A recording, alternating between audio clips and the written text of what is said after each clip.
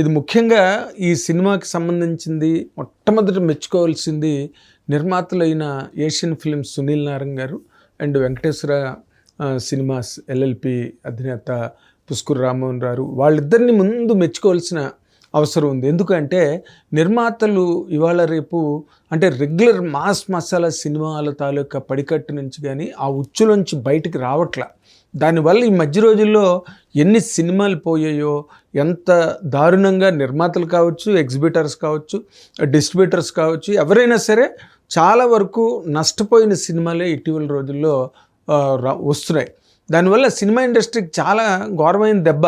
అంటే కొత్త డైరెక్టర్లు రావడానికి కానీ, లేకపోతే కొత్త కథలను ఆహ్వానించడానికి, కొత్త తరహా కథల్ని ఎంకరేజ్ చేయడానికి వాతావరణం అన్నది అస్సలు ఎక్కడ కూడా ఎంకరేజింగ్గా లేకుండా ఈ ఫ్లాప్ అండ్ డిజాస్టరస్ ఫిల్మ్స్ అన్నీ కూడా సినిమా ఇండస్ట్రీని చాలా దారుణంగా దెబ్బకొట్టాయి.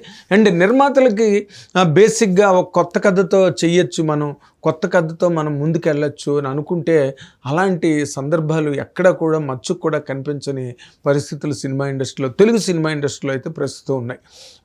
తక్మా లాంగ్వేజెస్లో వచ్చిన సినిమాలు మంజుమల్ బాయ్స్ కానీ, లేకపోతే ఇంకో సినిమా కానీ, భూతకాలం, సూక్ష్మదర్శిని, తుంబాడ్, ఇలాంటి కైండ్ ఆఫ్ ఫిల్మ్స్లు అదర్ లాంగ్వేజెస్లో వచ్చినప్పుడు చూసి మన వాళ్ళు ఎంజాయ్ చేస్తున్నారు, చప్పట్లు కొడుతున్నారు సార్. కానీ అలాంటి కథలే కనుక వస్తే వెనక్కి వెళ్ళిపోతున్నారు, ధైర్యం చాలట్లేదు, కథలు అర్థం కాని పరిస్థితి నిర్మాతలు ఎదుర్కొంటున్నారు, చెప్పిన కొత్త థాట్ని కూడా రిసీవ్ చేసుకోలేకపోతున్నారు అనే ఒక అంటే విమర్శ ఏంటి, ఆరోపణ ఏంటి, మేము ప్రత్యక్షంగా చూస్తున్న వాళ్ళం.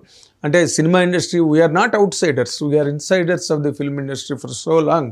ఎక్కడేం జరుగుతున్నదో ప్రతిదీ మా దృష్టికి వస్తుంది జర్నలిస్టులుగా. కాబట్టి అలాంటి వాతావరణం ఎక్కడా లేదు.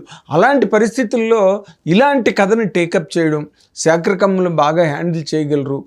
ఎంత శాఖరకమ్మలు పెద్ద హిట్లు ఇచ్చి ఖుషీలు, ఫిదాలు అండ్ లీడరు, తర్వాత రోజుల్లో లవ్ స్టోరీ ఇలాంటివి వచ్చినప్పటికీ కూడా శాఖరకమ్మలు ఇలాంటి కథని హ్యాండిల్ చేయగలడా, ఈ కథ ఎలా తెర మీదకి ఎక్కుతుంది, ఈ స్క్రీన్ మీదకి ఎలాగెళ్తుంది, ఇంత డబ్బు ఖర్చు, 150 కోట్ల ఖర్చు సినిమా, అలాంటి పైగా ధనుష్ డేట్స్ చాలా మోస్ట్ వాల్యుబుల్ డేట్స్, నాగార్జున గారు చాలా పెద్ద హీరో, ఆయన్ని ఇన్వాల్వ్ చేశారు.